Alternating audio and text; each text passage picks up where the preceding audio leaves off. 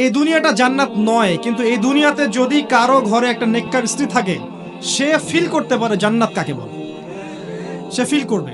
এমনিতে দুনিয়াটা ফিতনার জায়গা, কিন্তু যার ঘরে একটা নেককার সুশ্রী পবিত্র স্ত্রী আছে, যে তাকে দিনের পথে চলতে সাহায্য করে, সে দুনিয়াতেই জান্নাতের ফ্লেভার পাবে ইনশাআল্লাহ। এটা আল্লাহ পাক সবার তাকদিরে নসিব করেন না। যদি আপনি পবিত্র না থাকেন, আপনি যদি হারাম মিউজিকে থাকেন, এই যে ডিজে করেন, 31st নাইট করেন, ইয়াবা খান, মদ খান, হারাম অ্যাফেয়ার্স করেন, জেনা করেন, এগুলোতে লিপ্ত থাকেন, 10 ঘাটের পানি আপনি খেয়ে এসে থাকেন, আপনি কোশ্চিন কেন পবিত্র নারী পাবেন না? আপনি যাকে পাবেন দেখবেন সেও 10 ঘাটের জল খেয়ে আসছে। অতএব প্রিয় ভাইয়েরা, গার্লফ্রেন্ড আপনাকে ভালোবাসে না,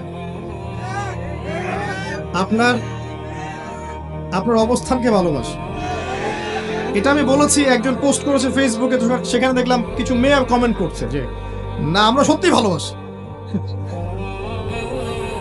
তো আসল বক্তব্য হচ্ছে, এটা তো অংশ গিয়েছে।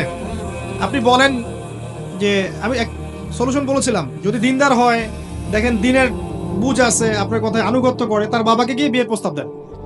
যদি রাজি হয়, মাশাআল্লাহ, বিয়ে করে ফেলেন, প্রেম করার দরকার নেই, বিয়ে করে ফেলেন। আসল প্রেম শুরু হবে বিয়ের পর ইনশাআল্লাহ। আর তখন বুঝবেন দিল্লি কে লাড্ডুর কি মজা।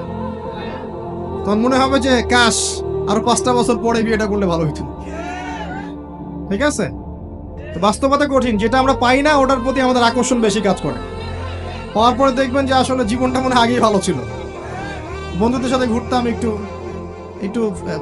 ছিল, স্বাধীনতা ছিল, ফ্রিডম ছিল। এখন সেটা আর নাই। এখন দেখবেন 1 ঘন্টা কেন, 10 মিনিট দেরি হলেই 10টা ফোন আসা শুরু হবে। কোথায় তুমি, কোথায় গেছো, কার সাথে সময় দিচ্ছ, এত সময় দেওয়া লাগে? আচ্ছা, বিয়ের প্রস্তাব দেন, যদি বাবা রাজি হয়, পরিবার মেনে নেয়, আপনার একটা হালাল রিজিকের সোর্স থাকে, আপনি বিয়ে করে ফেলেন। হারাম রিলেশনশিপে যাবেন না, এটা এক প্রকার জিনা। এটা কি এক প্রকার জিনা? কারণ শুধুমাত্র সেক্সুয়াল সম্পর্কটাই জিনা নয়, দেখা সাক্ষাৎ করা, কথাবার্তা বলা, ফোনে কথা বলা, আই কন্ট্যাক্ট, সবকিছু জিনার অন্তর্ভুক্ত। জিনা থেকে দূরে না আসতে পারলে আপনার মনের মধ্যে নূর কোশ্চিন কেন আসবে না?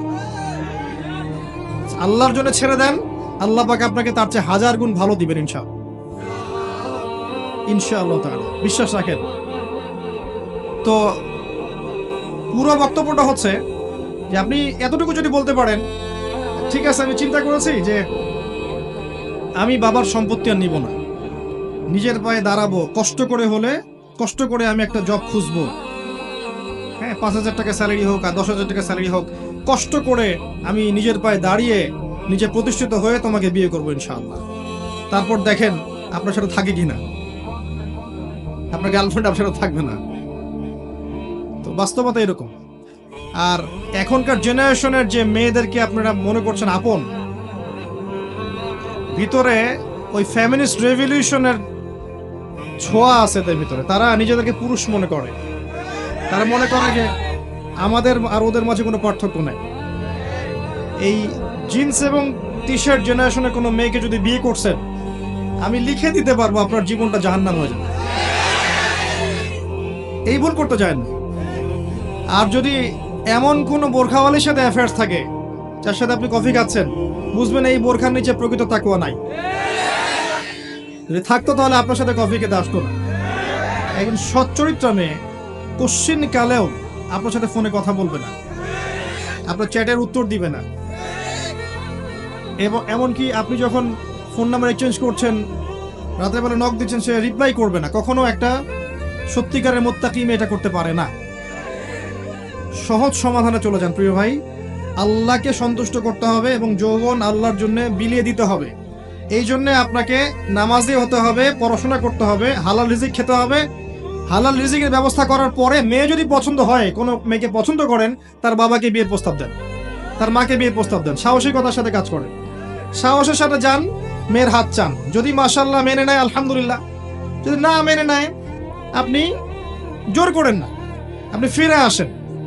ফিরে এসে আল্লাহর কাছে ইস্তেখারা করেন, সেজদায় দোয়া করেন, আল্লাহকে বলেন, রব্বানা হাব লানা মিন আজওয়াজিনা ওয়া যুররিয়াতিনা কুররাতা আয়ুন ওয়াজআলনা লিল মুত্তাকিনা ইমামা। আল্লাহ আপনাকে এমন উৎস থেকে রিজিক দিবেন ইনশাআল্লাহ আপনি কল্পনা করতে পারেন। তখন দেখবেন সত্যিকারের খাদিজা, সত্যিকারের আয়েশা রাদিয়াল্লাহু আনহুমা, তাদের মতো স্ত্রী আপনার ঘরে চলে আসছে ইনশাআল্লাহ। যখন আসবে তখন দেখবেন এই দুনিয়াটাতে আপনি জান্নাত পাবেন। এই দুনিয়াটা জান্নাত নয়, কিন্তু এই দুনিয়াতে যদি কারো ঘরে একটা নেককার স্ত্রী থাকে, সে ফিল করতে পারে জান্নাত কাকে বলে, সে ফিল করবে। এমনিতে দুনিয়াটা ফিতনার জায়গা, কিন্তু যার ঘরে একটা নেককার সুশ্রী পবিত্র স্ত্রী আছে, যে তাকে দিনের পথে চলতে সাহায্য করে, সে দুনিয়াতেই জান্নাতের ফ্লেভার পাবে ইনশাআল্লাহ। এটা আল্লাহ পাক সবার তাকদিরে নসিব করেন না। যদি আপনি পবিত্র না থাকেন, আপনি যদি হারাম মিউজিকে থাকেন, এই যে ডিজে করেন, 31st নাইট করেন, ইয়াবা খান, মদ খান, হারাম অ্যাফেয়ার্স করেন, জেনা করেন, এগুলোতে লিপ্ত থাকেন, 10 ঘাটের পানি আপনি খেয়ে এসে থাকেন, আপনি কোশ্চিন কেন পবিত্র নারী পাবেন না? আপনি যাকে পাবেন দেখবেন সেও 10 ঘাটের জল খেয়ে আসছে। তখন কি হবে? তখন ফ্লাই করার আগেই, ল্যান্ড করার আগেই, টেক অফের পর ল্যান্ড, এর মধ্যে ডিভোর্স হয়ে গেছে। আল্লাহ পাক আপনাদেরকে বোঝার তৌফিক দান করুন যে আল্লাহ আপনাকে প্রকৃত অর্থে ভালোবাসেন। আর আল্লাহ পাক বলেছেন যে 1 ভাগ ভালোবাসা, মাত্র 1 ভাগ ভালোবাসা আমি পুরো সৃষ্টি জগতের মধ্যে দিয়েছি। 1 ভাগ ভালোবাসার জন্যে এই যে গরু, গাভী তার বাচ্চার ওই যে ময়লা চেটে পরিষ্কার করে, 1 ভাগ ভালোবাসার জন্য। একটা পিকচার দেখেছিলাম যে একটা হরিণের বাচ্চাকে বাঘেরা ধাওয়া করছে, মা থেমে গেল, মা থেমে গিয়ে নিজের জীবনটা দিল, বাচ্চাটা চলে গেল। মাকে বাঘ 3 দিক থেকে ধরেছে, আর এই মা হরিণটা স্থির হয়ে দেখছে ওর বাচ্চা চলে যাচ্ছে, নিজের জীবন দিয়ে দিল, বাচ্চাকে সেভ করলো। এই 1 ভাগ ভালোবাসার ফল এগুলা। আর আল্লাহ পাক বাকি 99 ভাগ ভালোবাসা তার কাছে রেখেছেন আপনাকে ভালোবাসার জন্য। কিয়ামতের মাঠে এই ভালোবাসা দিয়ে আল্লাহ পাক আমাদেরকে মাফ করবেন ইনশাআল্লাহ। দুনিয়ার ধোকায় পড়বেন না। নেককার স্ত্রী আল্লাহর কাছে চেয়ে নিন, সলাতে মনোযোগী হন। প্রিয় ভাই, কোরআন পড়েন, নিয়মিত 1 পারা করে পড়েন, সলাতে মনোযোগী হন, আলেম ওলামাদের সোহবতে যান, আরবি ভাষা শেখেন, হারাম মিউজিক ছেড়ে দেন, গার্লফ্রেন্ডের হারাম সঙ্গ ত্যাগ করেন, বিয়ে করেন, পবিত্র জীবনে চলে আসেন, হালাল রিজিক সোর্স তালাশ করেন। আপনাকে যে মেধা আল্লাহ দিয়েছেন, এটা দিয়ে আপনি দিনের, উম্মার, দেশের, জাতির খেদমত করার চেষ্টা করেন। ইনশাআল্লাহ দেখবেন ইনশাআল্লাহ তাআলা বাংলাদেশের এই যুব সমাজের মধ্য দিয়ে, পরবর্তী প্রজন্মের মধ্য দিয়ে ইনশাআল্লাহ আগামী বিশ্বে বাংলাদেশ, আল্লাহ চাইতো বিশ্বের সুপার পাওয়ার হবে ইনশাআল্লাহ। আল্লাহ পাক আমাদের সবাইকে কথাগুলোর উপর আমল করার তৌফিক এনায়েত করুন, আমিন। আকুলু কওলি হাযা আস্তাগফিরুল্লাহ লি ওয়া লাকুম ওয়া লিসাইরিল মুসলিমিন। বারাকাল্লাহু লানা ওয়া লাকুম বিল আয়াতিল হাকীম। ইন্নাহু তাআলা জাওয়াদুন কারীম ওয়া রাউফুর রহিম। আসসালামু আলাইকুম ওয়া রাহমাতুল্লাহ। আমরা আলোচনা শেষ করছি, দু একটা প্রশ্ন আছে দিয়ে শেষ করছি। আমাদের এখানে যুব সংঘের এক যুবক ভাই কিছুদিন পূর্বে মারা গেছেন অ্যাক্সিডেন্ট হয়ে, তার জন্য দোয়া চাওয়া হয়েছে। তার নাম রদিয়াত। এই যে একটা মেসেজ, এটা কিন্তু সবার জন্য মেসেজ।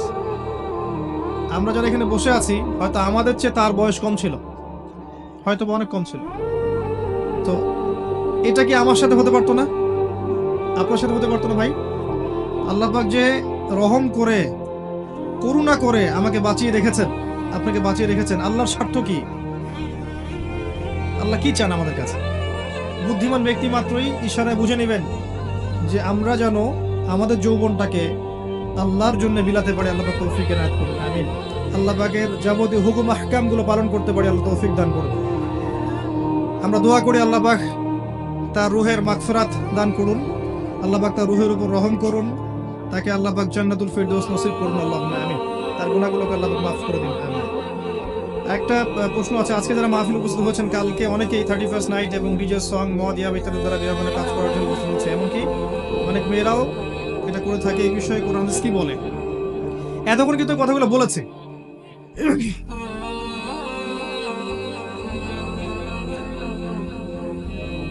এক নাম্বার, আপনার মূল্যবান হায়াত শয়তান এগুলোর মধ্য দিয়ে নষ্ট করতে চায়, 1 নাম্বার। 2 নাম্বার, যারা এই ধরনের কাজে লিপ্ত থাকবে তারা আল্লাহর ইবাদত করতে পারবে না মন থেকে। 3 নাম্বার, এটা অমুসলিমদের সংস্কৃতি অনুসরণ করা। যে ব্যক্তি যাকে অনুসরণ করবে তার সাথে হাসর হবে। যদি আপনি চান এদের সাথে আপনার হাসর হোক, তাহলে ইউ আর ওয়েলকাম, এগুলো করতে পারেন। যদি আপনি চান যে ফেরাউন, হামান, কারুন এদের সাথে আপনার হাসর হোক, তাহলে আপনি এগুলো করতে পারেন। যদি আপনি চান না আমি রাসূলুল্লাহ সাল্লাল্লাহু আলাইহি ওয়াসাল্লামের সাথেই কিয়ামতের মাঠে থাকতে চাই, তাহলে এর ধার কাছে যাওয়া আপনার জন্য জায়েজ নাই। বছর, শোনেন, বছর শেষের আমেজ করছে, তার জীবন থেকে আরেকটা বছর চলে গেছে।